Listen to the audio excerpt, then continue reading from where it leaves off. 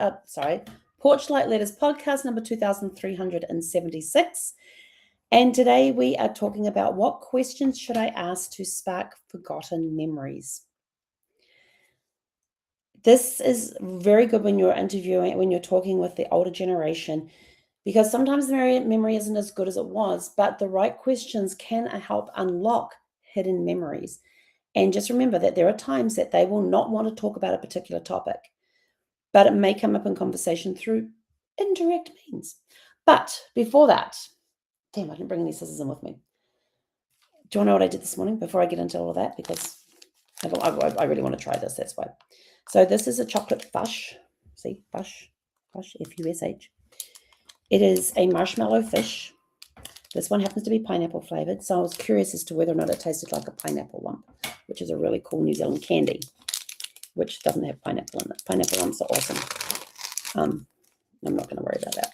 But this one might look a little squished because it was in my bag on the way home on the bus. So it is a little squished. But this is a fush. Not bad. If I put them in the... Oh, that's what I'll do. I put them in the freezer. Anything with marshmallow and with chocolate around it in New Zealand, you put it in the freezer. But pineapple lumps always taste better when they've been frozen. It doesn't have a very strong pineapple flavor, not like pineapple lumps, but that's okay. That still tastes really good. Anyway, so you can get, if you order like a hot chocolate in some cafes, they will give you a little chocolate fush that you can have with your hot chocolate, which is really cool. And the marshmallows here in New Zealand are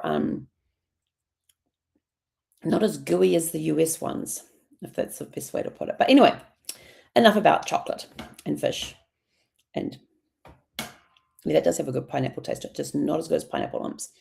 But I'm going to go put the other one in the freezer. Anyway, so the right questions unlock hidden memories.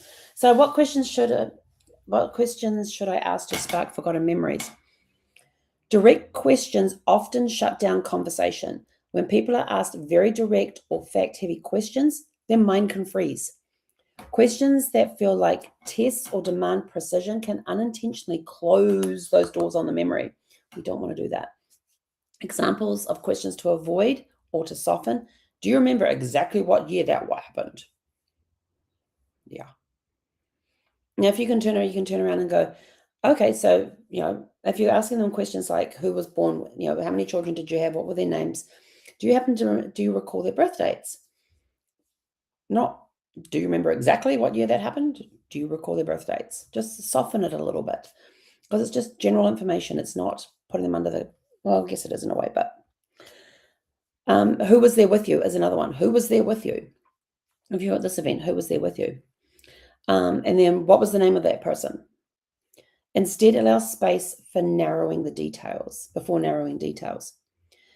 Allow them, give them gentle prompts to invite reflection. Soft prompts give the mind room to wander and reconnect with experience. They encourage reflection rather than accuracy and often lead to richer responses. So you could ask a question like, what was a typical day like for you back then? What do you remember most about that time in your life? And you would have a specific time in their life. It could be they're talking about their teenage years. What do you remember most about that time in your life?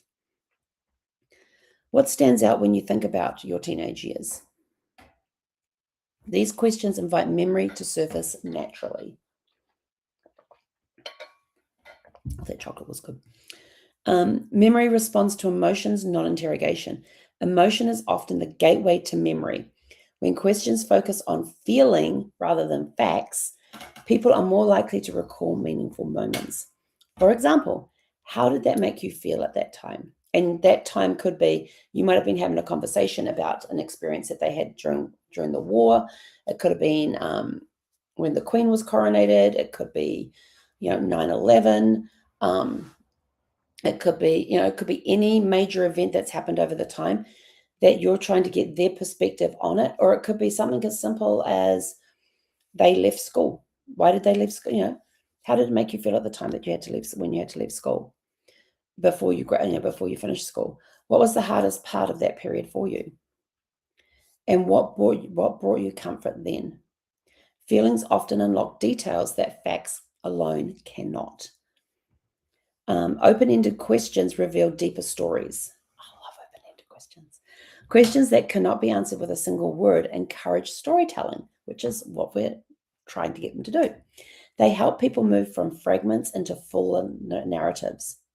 Like, how did that change things for you? So they've told you about an event. How did that change things for you? What do you remember about the people around you then? And what happened after that? They've told you the story. What happened after that? These questions invite continuity rather than isolated moments. Excuse me. Timing and tone matter. Even the right question can fall flat if the timing or tone is off. A calm sentence and unhurried presence help people feel safe enough to remember. Sit down, have a cup of tea with them. Make them a cup of tea or a cup of coffee. Bring some treats for them, for you to enjoy together. Like if you're sitting down having a cup of coffee with some sandwiches, or like the little finger sandwiches, or some cakes or muffins or scones or something like that. They're just used to sitting at the table having a chit chat. It's basically so setting that tone and making it a calm setting, and just having whatever recording device that you are using, having it there on the table off to the side where it's not in their direct vision but out of their sight, and make sure that there's no blinking lights on it. When I was sitting with my great aunt and she was busy telling us stories, she kept looking at the coffee table. She made Brad sit on one side and me on the other side. It was absolutely, she loved Brad. She was absolutely hilarious with him. And she says, can you turn that off? That night, that light's annoying me. Because she was focusing on that light and not the questions that we were asking her. So I picked it up. There was a little digital recording device, which I don't have at the moment. And where the light was, as I made out, there was no way I was stopping this recording. And then I put it down so she couldn't see the red light. And then it was just a device turned off sitting on the table, but we caught every word she said. And so that made her feel more comfortable. And all of a sudden she opened up because that little light on the recorder was bugging her. As soon as we took that away from her vision, she calmed down and we just sat there and had a chit chat. It was absolutely amazing. It's like, to ask them questions like, is this a good time to talk about that? It might not be the right time for them. They might be aware that they've got a meeting coming up or something. Would you like me to tell me more now or at another time? Give them the option to have you come back at a later time. Take your time. What comes to mind? Make them feel calm. Calm that sitting down, and just sit there and have a conversation with them over a cup of coffee or a cup of tea. And why all this matters is the way we ask question often determines whether stories emerge or remain hidden. If you want to use photographs as a prompt, that's perfect. Have them bring out the photo album and start telling you stories about the people in the pictures. And you can prep them for that beforehand as well, rather than saying, oh, let's grab your photograph and see what you remember from that. No. Tell them beforehand, say, hey, do you still have your photo album on such and such, on your wedding album? Oh, yes, we still have that. Do you mind if we have a look at that when I come over? And go through it. Oh, yeah. And all the time you're sitting there with a photo album. You said, tell me what you remember about that day. And that'll start them off. And as they're going through the pages, it will help them to trigger memory. Some people will trigger by visual, some by ear, some by the touchy feel. So they're holding the album, they have it there with them. And you're pointing out, oh, is this you here with your parents? Oh, no, that was my uncle and aunt. That was my dad's brother or my mum's brother or whatever. Ask them a question that doesn't put the pressure on, like, who's that person? Yeah, no. Oh, these are great photos. Now, this couple standing with you, is that your parents standing there, or your in-laws? Oh, no, that was my brother and his wife, and this is who they are, and da-da-da-da. You may have been through that album a million times. It doesn't matter. This brings out the stories. And go, that's a beautiful photo. This is a gorgeous photo. Oh, like you had kids at your wedding. Were they running around and making a ruckus? And they're like, oh, no, they were very well behaved. Da, da, da, da. So you'll get these, just ask questions about the people without actually saying, who's that in there and who's that? Just make it open-ended questions, asking how were you feeling in this photograph? Look at that big smile, that big, beautiful smile. I says, you can't take your eyes off your husband.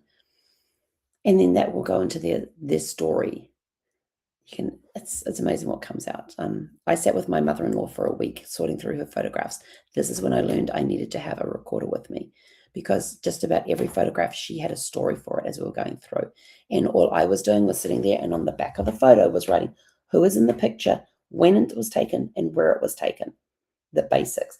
And if there's a little bit about the story, I would write that along there as well. So I made sure that, and I didn't realize what I was doing at the time, but I wish I had had a recorder, because we spent like a couple of hours a day over a week sorting through all of her photographs. And she was constantly telling me stories about what was in the photograph, about what was in the photos, who was in the photos, when it was taken, where it was taken. And then she might say, oh, now this man, don't remember. And there's one time she said, now this man here, and she's tapping on the photograph. And she says, I don't remember his name, and she told me some information about him. So that information went on the back of the photograph. And then and it could have been later on, she says, oh, where was that photo with that man? And I couldn't remember the name of, because that was blah, blah, blah, blah, blah. So sometimes the information comes later. So in your practical takeaway for this, ask about feelings, routines, and relationships before the facts. Feelings, routines, and relationships before you ask the facts.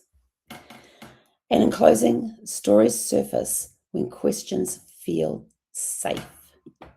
And with that, we are out of here. Go out, have a super fantastic sparkling evening, and we'll catch you guys back here tomorrow evening at 6 p.m. Pacific.